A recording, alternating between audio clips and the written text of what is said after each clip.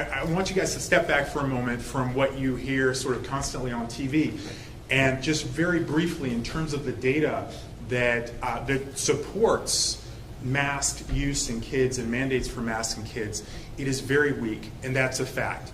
But there's a substantial gap between the quality of the data out there supporting masks in kids, yielding any benefit for kids whatsoever, factual, and what we're hearing from some of our public health leadership in other states and nationally.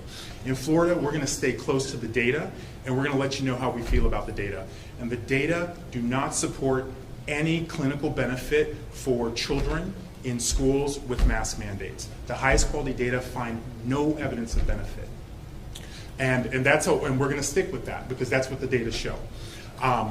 And the other thing I'll just add is that, as a parent, hearing these stories of other parents and what they're going through and seeing other parents around the country, these are impossible situations parents are being put in.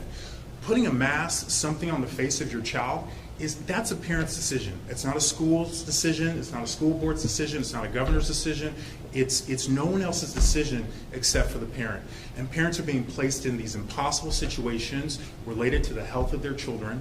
I'm here to help support parents in voicing how they feel their children should sort of present, should be in the world, and I'm going to be here to help with that, to support that. It's interesting, the U.S. Secretary of Education, he did like some tweet thread, it was like a month ago, and he's like, follow the data on the mask, and he cited a few studies. He cited one study from North Carolina which said forced masking of kids work, but it had no control group because that was required in every school. So they just said it worked without comparing it against what if you didn't do that, and people pointed that out immediately.